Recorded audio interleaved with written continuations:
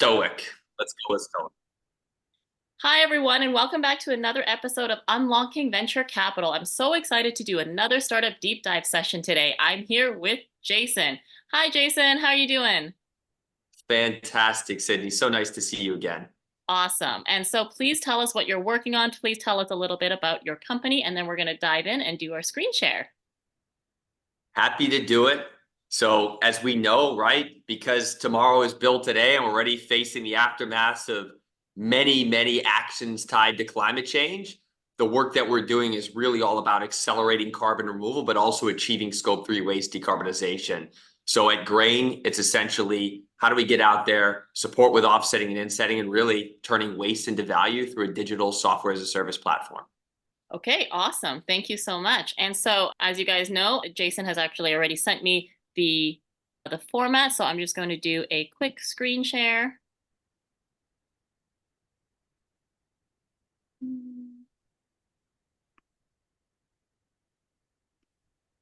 Why didn't it come up?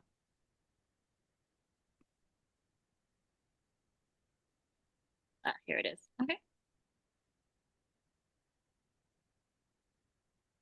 All right, so you guys know the format. Usually, when startups send any kind of decks, whether it's a teaser or a full deck or a video or anything like that, and then we're going to actually talk a little bit about that as well. Usually, they don't get to be in the room when we read it. And so, this exercise is really great for people who are kind of seeing what the ins and outs are, especially for people who get things from all different industries like we do, because we're industry agnostic pre seed and seed stage fund. And so, going from one sector to another to another to another and at pre-seed all the way to series A stage can be a lot. So that's also why, we've been doing this and to kind of see like what is it that we normally see, how is it that we're normally reading it, and once you have sent this out, do know for all founders, you don't really get to take it back. So you do get that choice and that chance to kind of see what it's really like on that other side. So that's why we've been doing this since Web Summit 2023. And so really excited to talk about Grain today. Okay, so if I didn't know anything about Jason's company, let's say I knew that he was in something in working in the climate space, but then I knew nothing else. I would go, okay, well, let's see what Grain does. This is great. Actually, it already tells me with the look and feel that it's going to be something about climate change, whether or not he told me or not. So we accelerate decarbonization projects, starting with supply chain waste management. Okay, B2B SaaS. Awesome. So I already know the sector. What I really like about this is that in my mind, I can then send it to actually any B2B SaaS investor, not just in climate, because he already kind of told me what I'm going to be seeing later on. So that's really great. Company dedicated to driving impactful intervention. Great. So there has been a little bit of talk about the word impact. It has been used a lot in the last X number of years in the VC ecosystem. And then kind of going forward, some VCs are liking it, some are not liking it in aspects of that the actual fundraising climate in terms of LPs, limited partners, are changing. So that's something that I would just point out if I was talking to another investor or talking to, a co-investor in that way. So if they are in the impact space, they would love it. But if they're the B2B, SaaS kind of model, they're like, okay, I don't know, we're going to talk about like impact KPIs. Maybe I'm not the best one to actually vet this. I'm going to maybe have to send it to someone else. Your fundraising time might actually be extended because of certain ways that you're presenting, whether or not you mean to. So companies fail to decarbonize their supply chains. Yes, we know. Corporate decarbonization path. Okay, so he's going to more on the corporate side. So I would see what stage or how big the size is in terms of his chosen target market. So define decarbonization goals, investigate options, compare select projects, implement projects, monitor project performance. Okay, so this is very straightforward. It seems like you would probably use AI in order to actually provide recommendations and, going on different kinds of projects depending on how you're implementing it. Projects start to fail. Struggle to select the right equipment, financing models, and understand carbon accounting rules. Great. Love that. They run out of time and money due to complexity in navigating selection of experts, markets overall, lack of support to navigate. Okay. Yes. I would like to see an example of how they're running out of time. I do understand they are running out of money, but if they were to like create a project, I guess it depends on the size of the organization. How are they running out of time? Can't they just still do it, but take more time. I don't know. So I would like to see examples of that. And that, again, is because maybe I come from an industry agnostic viewpoint. I don't have very specific go-to examples in my mind about what that means exactly. So anything that seems a little bit grasp or vague or things like that, I would usually like to research. But if you're giving me things that I can't find an example on, I don't know what to start researching on. No execution support. So suppliers receive no execution support and are saddled with targets and not only resources to achieve them. Yes, that makes sense. So, traditionally, I can understand that a lot of corporates, again, depending on the size and sector and what they're really doing, don't really support a lot on the executive levels when it comes to doing well, doing good, and all of these things. And that makes a lot of sense because sometimes you have to find clear business needs as well as carbon needs and impact needs to fulfill any kind of push. So if you are in an organization and you're the one who's who's cheerleading for this project, but you need to then convince XYZ team members or whoever the supervisors are to support it as well, this could be really, really draining for that individual or those people. So Brain provides support ecosystem. Great. Okay, so the digital workflow platform where members build impactful decarbonization projects to eliminate hurdles, make carbon accounting, finance, and technology selection simple. Okay. I mean, I presume that they were pretty straightforward. I'm guessing, again, this is using AI or some sort of recommendation algorithm to produce the result of what it is that you can do. And they will tell you like how it's done. At this stage, if he had a dashboard that I can see, that would be great.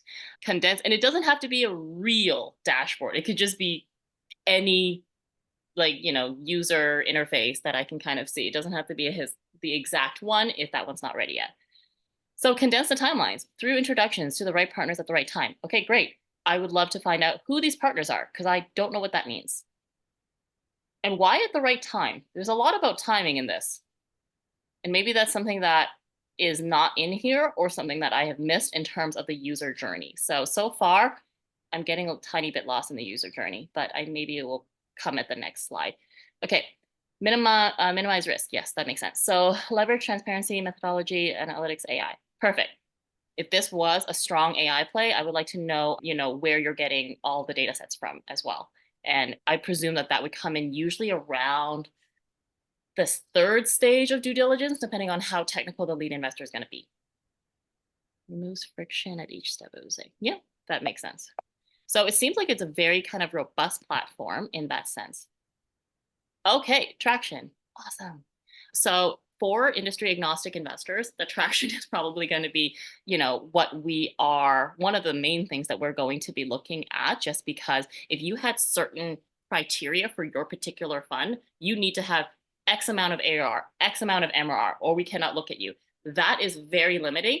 And unfortunately, it does not matter what industry and sector you are in. If that is the specific analytical quantitative criteria, like we have it too. We have an MRR minimum for the family office fund at pre-seed and seed. So if you have that, then that is going to be an important slide no matter what your industry is. So I'm really happy to see this. Okay, great. Contract to ARR in only 6 months. Perfect. Why are you telling me it's ARR? You did not tell me what the business model is. Now I have to assume it is a subscription base of some kind. I'm going to say yes. All right. So how many total companies? Total companies year to date. Okay, great. So it's 80, presuming that this is 2024 of February. That is how I'm reading it. Okay, so if it's 20, so you're growing. Okay, great. So if you were given to be led by a climate specific or impact specific lead investor at like seed stage, let's say, you would be challenged on both your KPIs for impact as well as your KPIs for the business, and it has to kind of grow at a parallel rate. So that's something that I would like to see on this slide, because it would tell me, even as an industry agnostic investor who does not follow, who doesn't lead, but we tend to co-invest, it tells me that you are very conscious about what you're providing to make the lead investor say yes in the most frictionless way.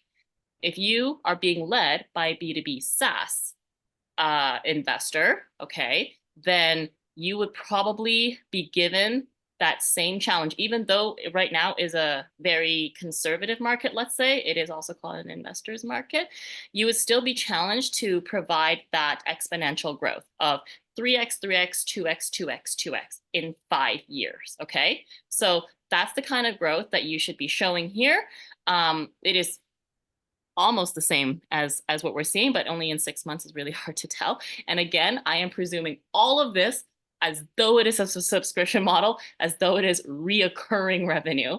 I don't know what the exact ins and outs of the contract is, because for these kinds of projects, you can actually do it at per contract basis, depending on the size of the companies and the size of the companies in your target market. You can have a primary, secondary target market, and you can have it as these are going to be the big corporations, 1,000 person plus or 5,000 person plus, and these are going to be the medium sized ones, and we're going to give them special contracts at this other price point. And that's totally fine. But it still means that you will have to follow that kind of projection, because the B2B SaaS, traditional institutional venture companies, funds would still be looking for about a 10x return in 5 years. And to do that, you have to go to the 3x, 3x, 2x, 2x, 2x. I mean, I called it like what was it? The Twilio? Yeah, the Twilio format.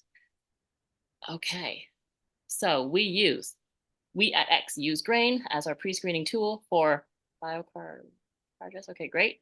Love it. Who is this guy?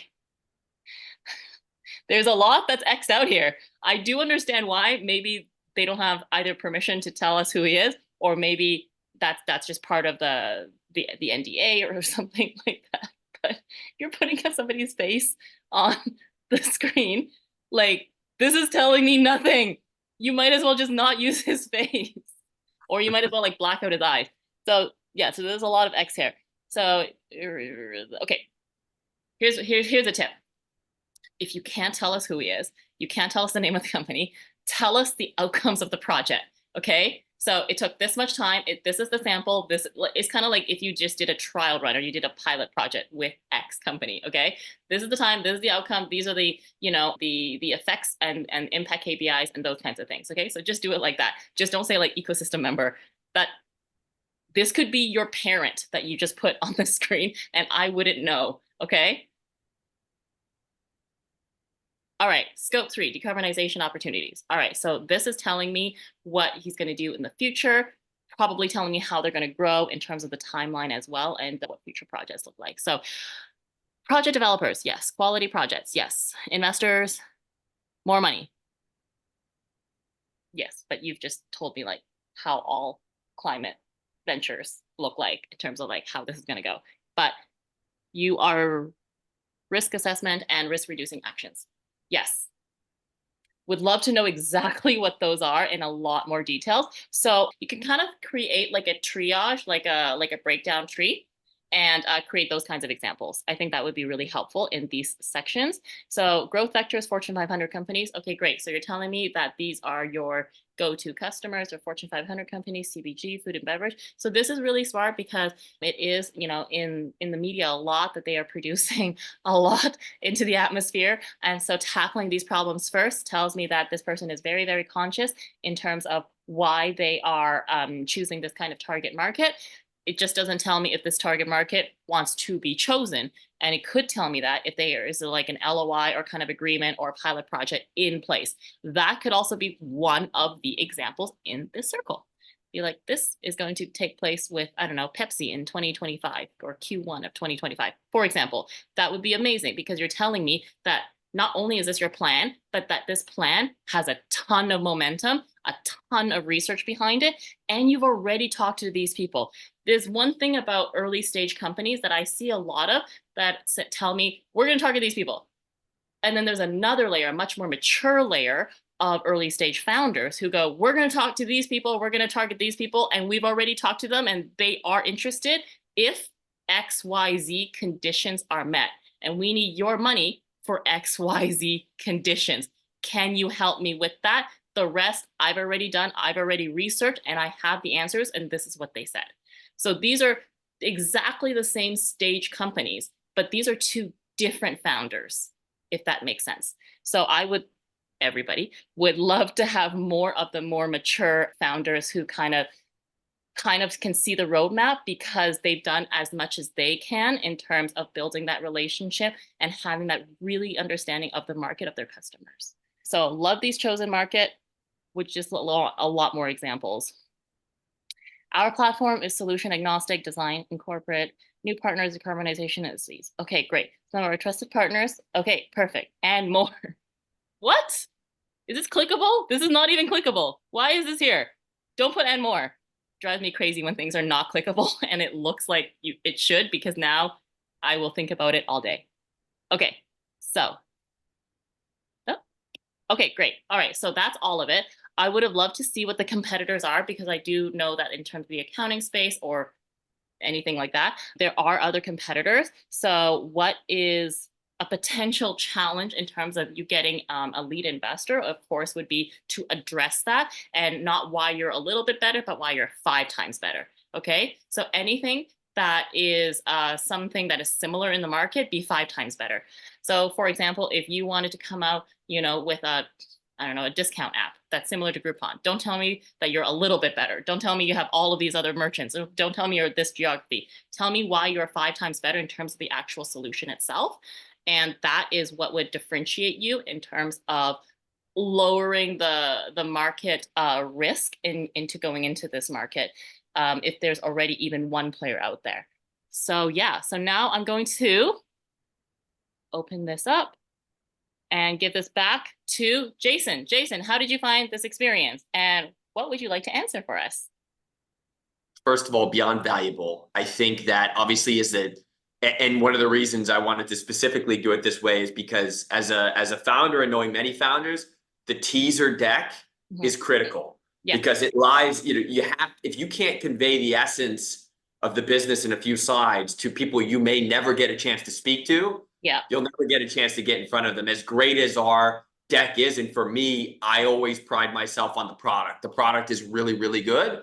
And I love to use the product with folks. But to your point, I probably took a page of notes in that 10 minutes, because that was extremely valuable, because the art of the teaser deck is really, really critical. I would say a couple of things, just immediate takeaways for me that I'm thinking about that we need to add into this deck. So we were incubated at Greentown Labs, which is a really notable incubation facility and group in Cambridge, Massachusetts. Yeah. And we won a global challenge that was put on by Schneider Electric, and our initial round was backed by Schneider Electric. So I'm thinking in this teaser, probably at the beginning, we should put those 2 logos. It probably helps to substantiate the value proposition and give us some quick credibility. Yes. Out of the gate. That was something, as you were going through it, I'm thinking in my head, all right, we need that. That's really, really important. And does Greentown Labs give you investment the way that other incubators and accelerators do? Well, in terms of investment of time and resources and connectivity, and then obviously being a stalwart in the clean tech climate community, yes. In terms of dollars directly, no. Okay, but they have the companies how much money you were looking for. And I always make a joke that it means it's free. This is a great deal because it's free. But because if they did give you investment, that would have to be on a separate slide, right? You have to tell me who's already in it and by how much, and then what else you need in terms of this round. Because the other part is that you can never target investors who is outside of, like, if their check size is outside of what you're looking for, they're never going to say yes. It doesn't matter how great you are, right? So if our check size isn't going to be more than 100K, for example, then it doesn't matter if you're like asking for like $6 million, because that would not make a dent in whatever it is that we're doing. We also have like a valuation cap that other investors also sometimes do have as well. So that's why we're looking for, like, these are the different things, because if you have an immediate like disqualification, then we need to know that. Clear. No, that, again, extremely helpful. So that's one thing that just peeked out to me instantly. The other thing that you mentioned, the time element, is really important. So there's 2 pieces to that. One, obviously you're right. There's a lot of different stakeholders that can be looking at this, and maybe they're not fully teed into what's happening with climate. So the first thing obviously is always, all right, anything with climate, we all know we're on trajectory for 3.5 degrees Celsius increase, which is way above 2 degrees Celsius, which we're trying to stay below pre-industrial levels. So everybody that's in climate is always thinking in terms of time. We've got to move fast. We've got to decarbonize the supply chain, but we also have to find a balance of avoidance and removals. The other piece of it, though, is obviously on the heels of EU, Japan, SB 253, the disclosures and plans that need to be in place. A lot of organizations have 2030, 2035 commitments. So GRAIN is essentially helping to build those roadmaps and plans and ensure these organizations are able to get there, or at least have something, whether it aligns with SBTI or other more locally focused scientific targets in those communities. So I'm really glad you hit on the time thing, because we need to maybe do something a little bit better and clearer, particularly for investors that don't eat, sleep, drink this like I've done for the last 16 years. Yeah, exactly. So if we wanted to be on board, we will not know the industry the same way that you do, and if we want to be on board, we have to fully understand it as simply as possible. And one of the good ways to do that would to put numerical elements on this slide. So if they're running on time and you're helping them save time, how much time are you helping them save? Is it months? Is it hours? Is it seconds? I don't know, because you just wrote time, right? And so give me a use case, and this would be solved had this been a dashboard, right? Because then you can actually put a use case and your UI on the same slide, and you would actually save a lot of space.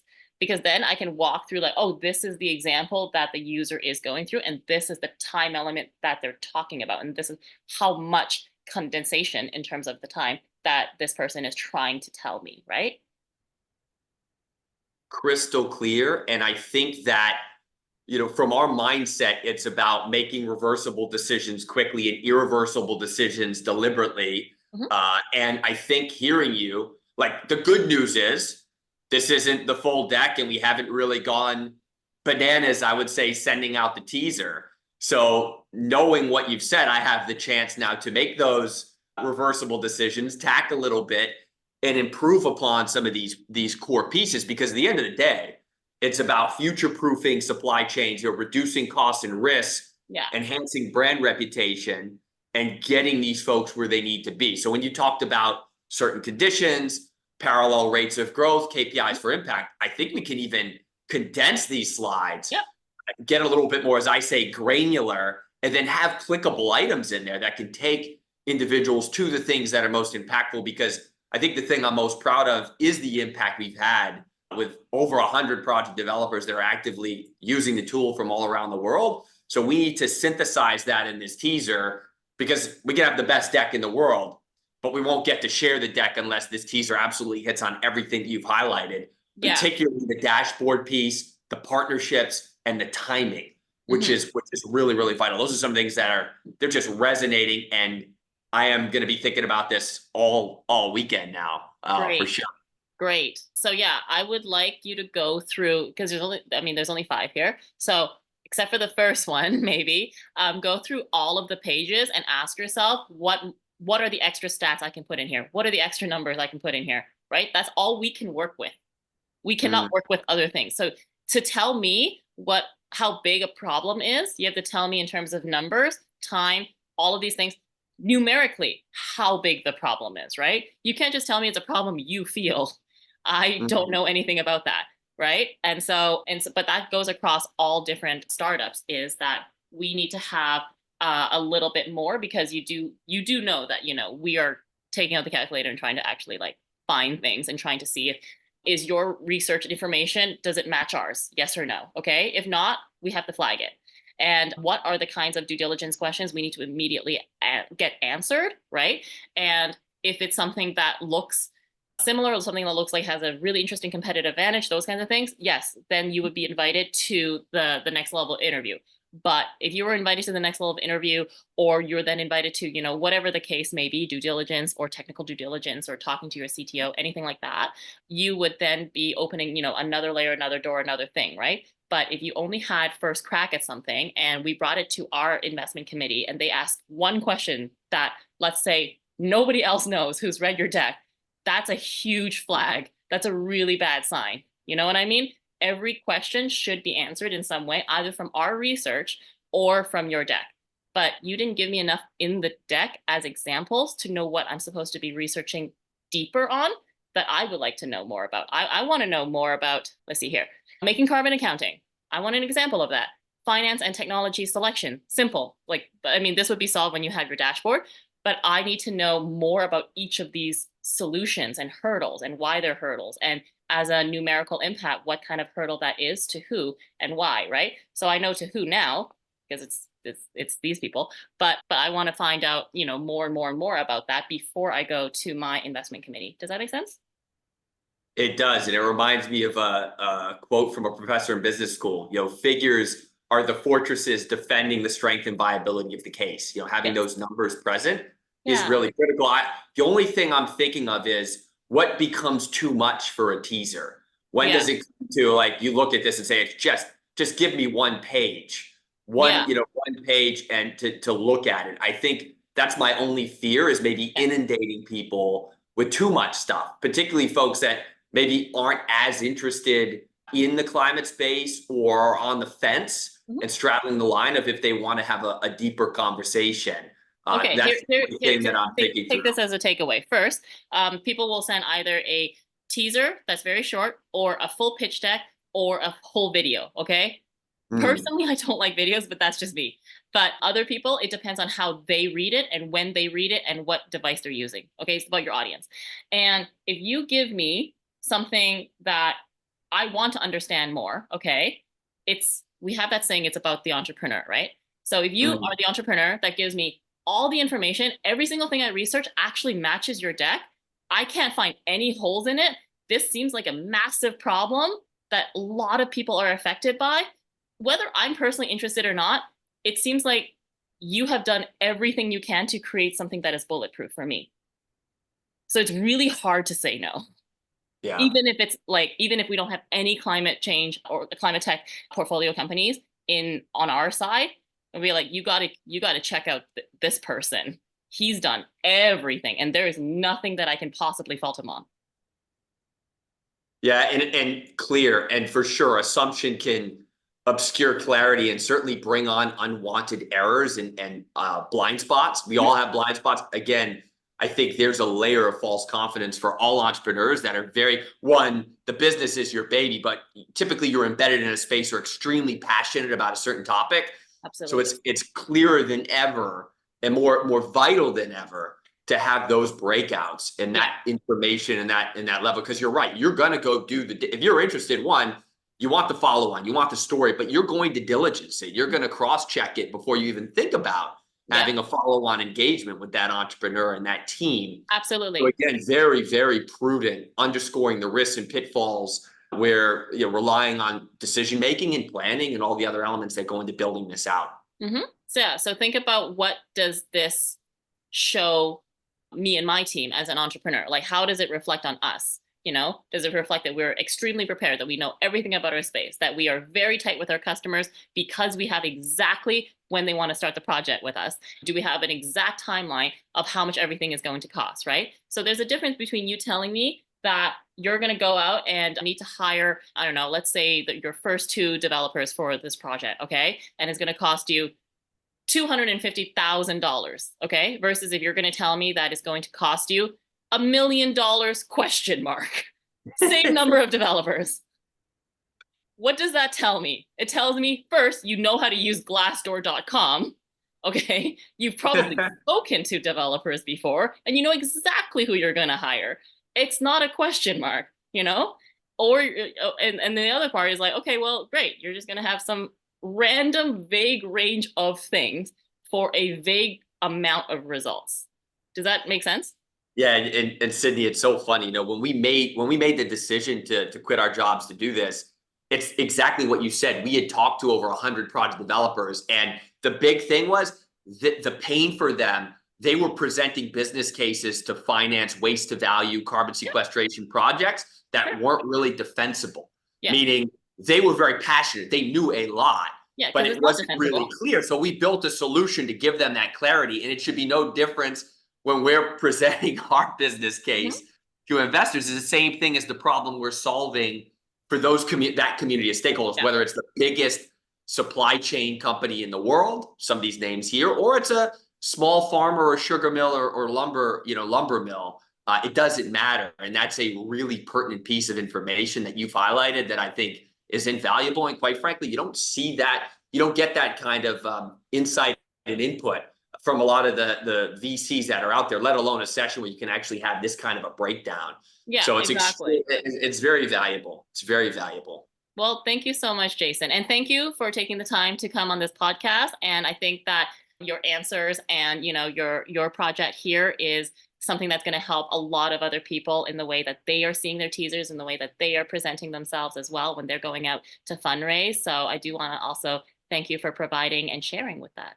And I would say my closing comment, and one of the reasons I'm here, look, success, none of this is a zero-sum game, right? It's a collective journey. And in our space, in climate, we got to lift each other up. I know we always talk about the competition slide.